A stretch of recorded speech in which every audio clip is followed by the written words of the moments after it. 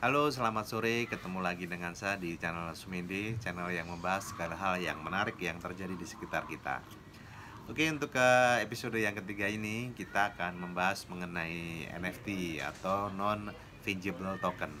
Namun sebelum kita membahas mengenai NFT, saya ingin mengucapkan selamat kepada Gozali, pemuda asal Semarang yang telah berhasil menjual 933 foto dalam format NFT di aplikasi OpenSea dengan nilai jual sebesar 288 Ethereum.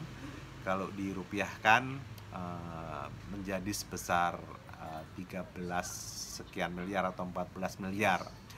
Namun Gosali sendiri menerima sekitar 1,4 miliar sebagai hasil dari penjualan dia yang pertama ditambah dengan royalti penjualan. Nah, kenapa Gosali ini bisa menjual 14 miliar namun hanya menerima 1,4?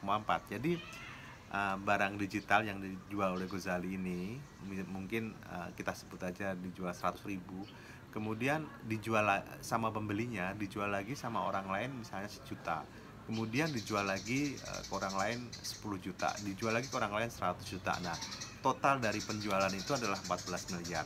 Kemudian kenapa yang diterima Gozali 1,4-nya?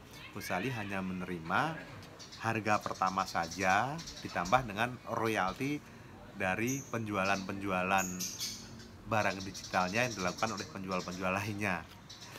Nah, di aplikasi OpenSea kita bisa men-setting royalti yang kita terima itu maksimal 10%. Nah, sekali lagi selamat kepada Kusali, Anda keren. Semoga kita banyak yang bisa meniru kesuksesan Gosali dalam menjual NFT-nya. Oke, langsung aja kita bahas mengenai NFT. Ya, belakangan ini setelah peristiwa Gosali yang booming ini, kita jadi sering membaca berita mengenai NFT atau sering juga kita mengobrolkan masalah NFT ini dengan teman-teman tongkrongan kita. Tapi sebenarnya apa itu NFT? Jadi NFT secara sederhananya adalah barang dalam bentuk digital yang bisa diperjualbelikan. Apa saja barang digital yang bisa diperjualbelikan? Nah, barang digital yang bisa diperjualbelikan di sini antara lain seperti foto, gambar, lagu, rekaman suara, video, games, atau barang-barang dalam format digital lainnya. Lantas apa keuntungan NFT ini atau apa beda NFT ini dengan platform jual beli lainnya seperti mungkin platform jual beli online? Nah, di dalam NFT ini terdapat keuntungannya ya. Di dalam NFT ini, di dalamnya terdapat satu catatan yang sangat lengkap dan detail yang berisi mengenai siapa data pencipta dari foto itu misalnya ya. Kemudian harga pertamanya berapa, harga keduanya berapa, jadi riwayat penjualannya ada plus riwayat kepemilikannya. Jadi pemilik pertama siapa, pemilik kedua siapa, pemilik ketiga siapa. Dan di situ data tersebut bersifat unik dan bisa dibilang tidak bisa dipalsukan. Sehingga ketika kita membeli barang NFT ini dan setelah kita melihat riwayat penjualannya, maka bisa dipastikan bahwa barang NFT tersebut asli dan tidak mungkin dipalsukan. Oke, mungkin suatu saat akan ada teknologi yang bisa memalsukan NFT itu, tapi saya yakin pada saat itu pula akan tercipta sebuah teknologi untuk memblok teknologi untuk meniru dari NFT tersebut. Jadi bisa dibilang teknologi ini sangat aman dan tidak mungkin dipalsukan. Itu salah satu kelebihan NFT ini dibandingkan platform jual beli lainnya. Nah, dalam NFT ini mata uang yang dipergunakan untuk jual beli adalah mata uang cryptocurrency. Dalam hal ini yang dipergunakan adalah mata uang Ethereum, salah satu mata uang kripto yang terbesar ya setelah Bitcoin. Nah, untuk mata uang kripto ini mungkin sudah tidak perlu dibahas lagi ya, karena mungkin sudah barang lama gitu ya. Tapi kalau mungkin mau dibahas sedikit, Jadi mata uang kripto ini adalah mata uang digital yang beredar di dalam kriptografi, yang membuat cryptocurrency ini tidak mungkin digandakan atau dipalsukan seperti itu ya.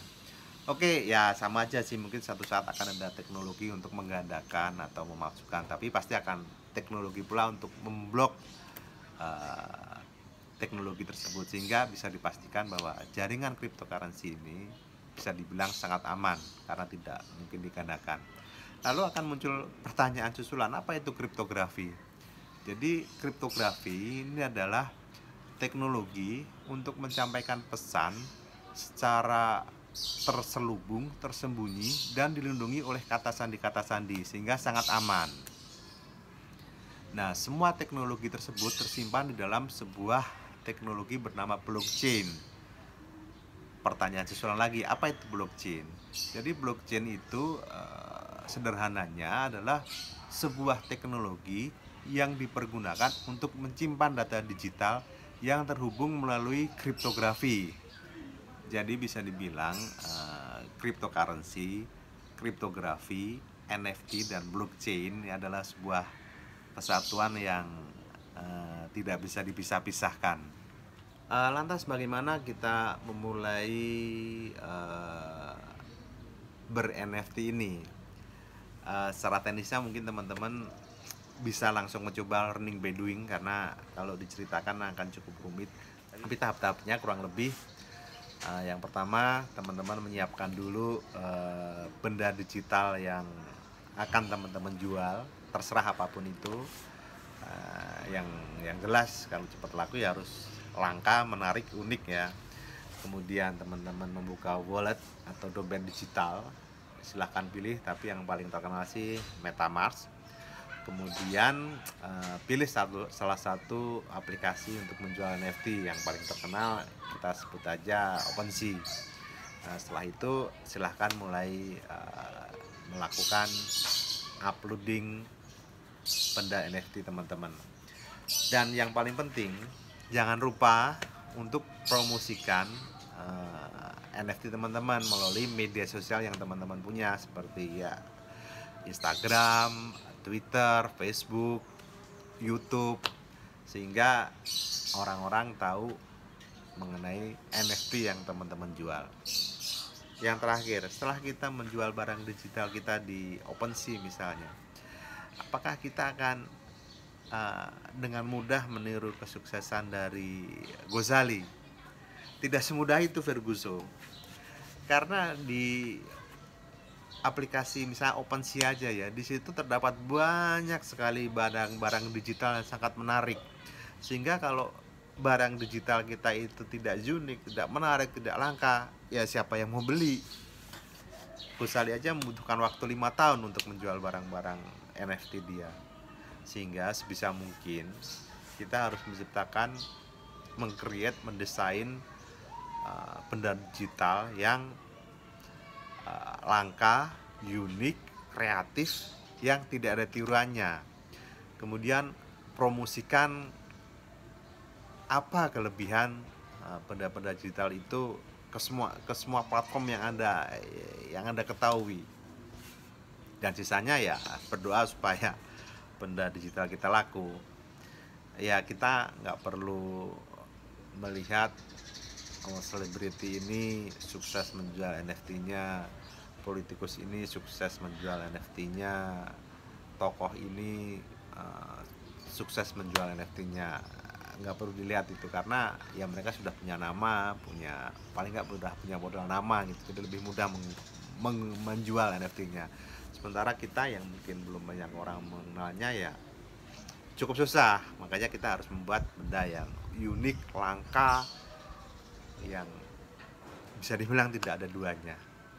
Oke, tapi NFT ini pantas dicoba, jadi silahkan mencoba, semoga sukses. Oke, video kali ini cukup sampai di sini. Kita ketemu lagi di episode keempat. Terima kasih, selamat sore.